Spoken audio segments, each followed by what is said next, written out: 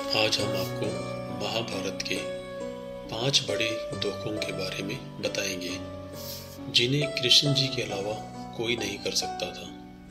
कभी न कभी मन में जरूर यह बात आती है कि भगवान श्री कृष्ण ने इनके साथ धोखा किया, लेकिन क्या आपने कभी सोचा है कि अधर्म के मार्ग पे चल रहे इन पापियों का यदि अंत न होता तो उस समय के समाज की तस्वीर कैसी होती, आने वाला समय कैसा होता, आने वाली पीढ़ियों को धर्म अधर्म को भेद कैसे हो पाता, एक स्वस्थ समाज की कल्पना कैसे साकार होती। ऐसे ही तमाम सवाल के जवाब श्रीमद् भागवत गीता में मौजूद हैं, जो आज के युग में भी उतने ही सार्थक है जितने सदियों पहले कहे गए थे।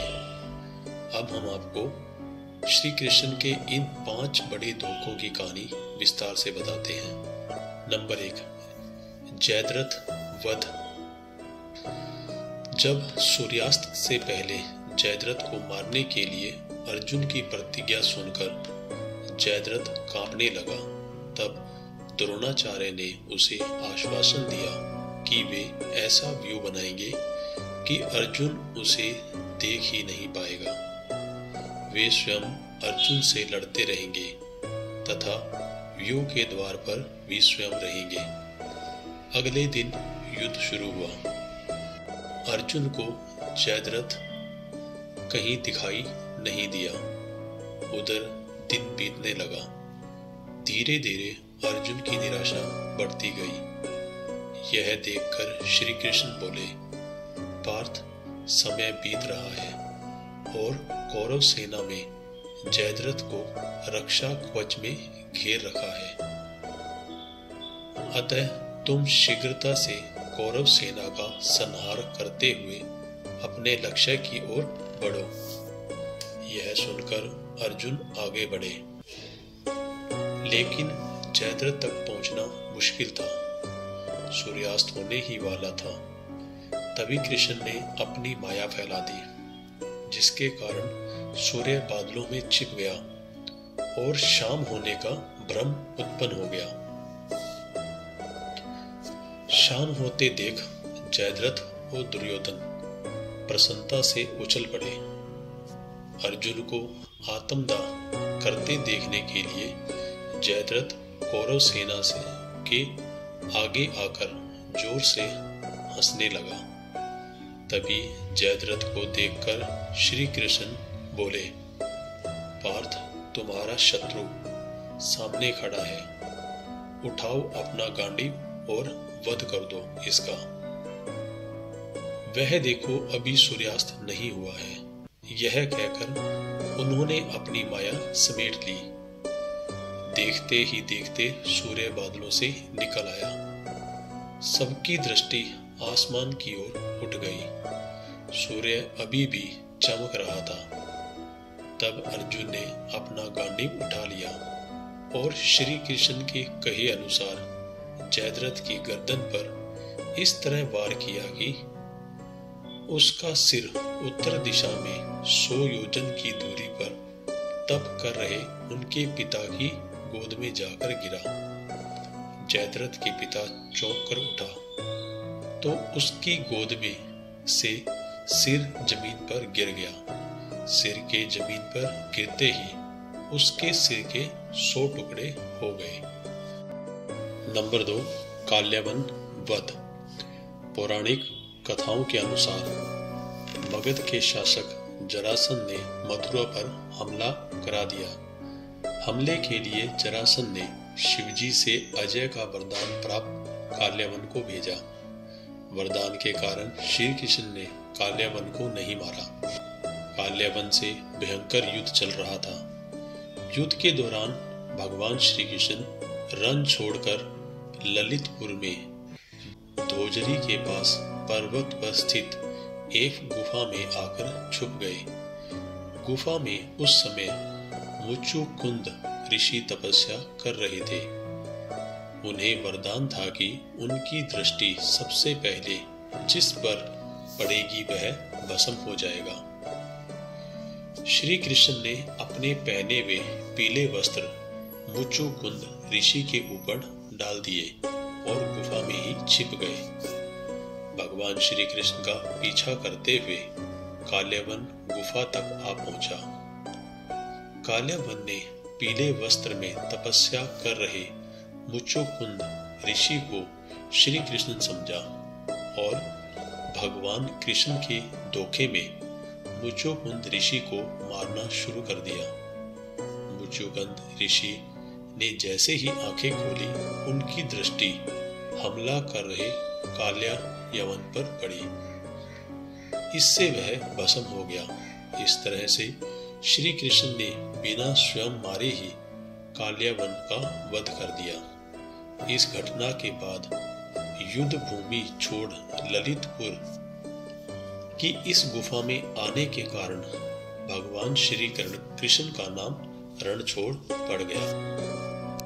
नंबर 3, दुर्योधन का वध। महाभारत के अनुसार जब दुर्योधन गंगा स्नान के बाद नग्न अवस्था में गंधारी के समक्ष उपस्थित होने के लिए आ रहा था, तभी मार्ग में श्री कृष्ण उन्हें मिले। उन्होंने दुर्योधन से कहा, इतना बड़ा हो जाने के बाद भी तुम अपनी माता के सामने नग्न होकर जाओगे, क्या तुम्हें लज्जा नहीं आती? इस पर दुर्योधन ने अपनी जगह पर पत्ते लपेट लिए और गंधारी के सामने उपस्थित हो गए।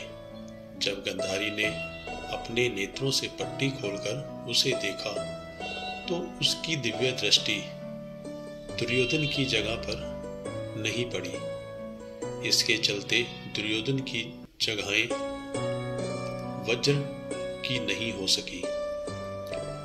युद्ध के अंत में जब दुर्योधन एक सरोवर में प्रवेश कर गया, उसने कहा कि मेरे पक्ष के लोगों से कह देना कि मैं राज्यहीन हो जाने के कारण सरोवर में प्रवेश कर गया हूं। वह सरोवर में जाकर छिप गया तथा माया से उसका पानी बांध लिया। तभी कृपाचार्य अश्वत्थामा और कृतवर्मा दुर्योधन को ढूंढते हुए उस ओर जा निकले और दुर्योधन को पांडवों से युद्ध करने का आदेश देने लगे।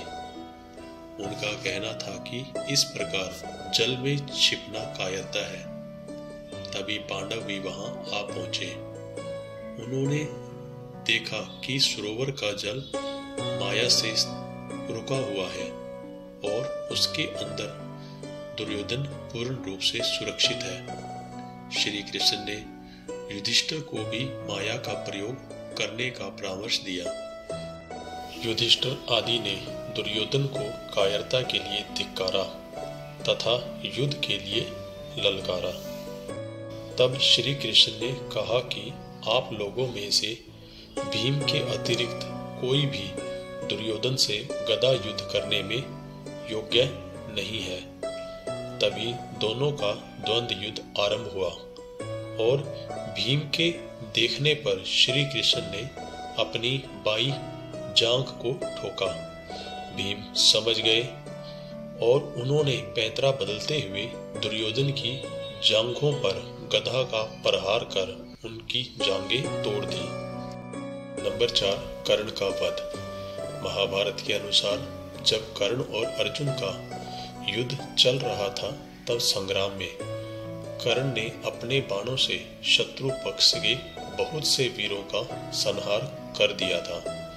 17वें दिन से पहले तक कर्ण का युद्ध अर्जुन के अतिरिक्त सभी पांडवों से हुआ।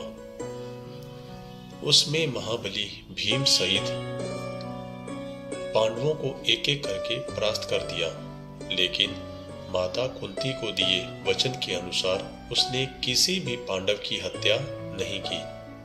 7वें दिन के युद्ध में जब कर्ण और अर्जुन आमने सामने थे, युद्ध में कर्ण द्वारा अर्जुन का सिर धड़ से अलग करने के लिए नागास्त्र का प्रयोग किया गया, लेकिन श्री कृष्ण द्वारा सही समय पर रथ को भूमि में थोड़ा सा धसा दिया गया। इससे अर्जुन बच गए। इसके नागास्त्र अर्जुन के सिर के ठीक ऊपर से उनके मुकुट को छेदता हुआ निकल गया। नागास्त्र पर उपस्थित अश्वसेना नाग ने कर्ण से निवेदन किया कि वह उस अस्त्र का दोबारा प्रयोग करे ताकि इस बार वह अर्जुन के शरीर को भेदता हुआ निकल जाए। लेकिन कर्ण ने माता कुंती को दिए वचन का पालन करते हुए उस अस्त्र के पुनः प्रयोग से इनकार कर दिया। इसके बाद युद्ध चल ही रहा था कि कर्ण के रथ का एक पहिया धरती में धंस गया। वह अपने को दैविक अस्त्रों के प्रयोग में भी असमर्थ पा रहा था, जैसे कि उसके गुरु परशुराम का श्राप था।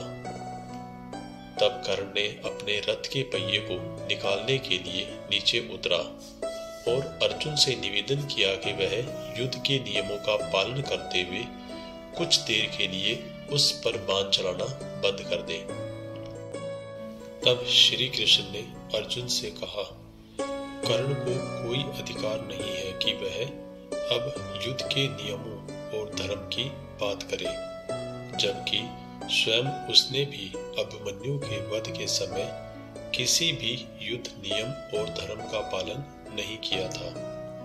उन्होंने अर्जुन से कहा कि अभी कर्ण असहाय है, इसलिए उसका वध करे। तब अर्जुन ने एक दैविक अस्त्र का उपयोग करते हुए कर्ण का सिर धड़ से अलग कर दिया। नंबर 5, बर्बरी का वध। महाभारत युद्ध आरंभ होने वाला था तो भीम के पुत्र और घटोत्कच के पुत्र बर्बरीक ने अपनी मां को यह वचन दिया कि जो भी कमजोर पक्ष होगा वह उनकी ओर से ही युद्ध में भाग लेंगे। इसके लिए उन्होंने भोलेनाथ की आराधना की और 3 अजय बाणों को प्राप्त किया। उधर श्री कृष्ण को इस बात का पता चला तो वे ब्राह्मण वेश में बर्बरीक के पास पहुंचे और उनका मजाक उड़ाया कि महज 3 बाणों के आधार पर वह महाभारत जैसा युद्ध कैसे जीत सकते हैं। तब बर्बरीक ने उन्हें अपने बाणों के बारे में बताया। इस पर श्री कृष्ण ने कहा, यदि उनके बाण अजय हैं तो वह पीपल के पत्तों में छेद करके दिखाए। बर्बरीक ने बाण चलाया और सभी पत्तों में छेद हो गया, लेकिन एक पत्ता जो श्री कृष्ण के पीछे था वह बाकी रह गया था, तो बाण उनके चरणों में चक्कर काटने लगा। इसके बाद श्री कृष्ण ने बर्बरीक से दान में उसके सिर मांग लिया। इस दान को सुनते ही वह समझ गए कि जो यह सामने है वह ब्राह्मण नहीं हो सकते। तो बर्बरीक ने उनसे पूछा, वह कौन है? श्री कृष्ण ने उन्हें सच बताकर अपने विराट रूप के दर्शन कराए। इसके बाद बर्बरीक ने अपना सिर दान तो दिया, लेकिन महाभारत युद्ध देखने की इच्छा जाहिर की। इस पर श्री कृष्ण ने बर्बरीक को महाभारत युद्ध को देखने की इच्छा पूर्ति के लिए उस पर अमृत का छिड़काव करके एक पहाड़ी के ऊपर उसका सिर रख दिया ताकि वह पूरे महाभारत के युद्ध को देख सके। यह घटना जिस स्थान पर हुई वह वर्तमान में हरियाणा के हिसार जिले में है। आशा करता हूँ कि यह वीडियो आपको पसंद आया होगा। इसे शेयर, सब्सक्राइब और लाइक जरूर करें। वीडियो को अंत तक देखने के लिए धन्यवाद।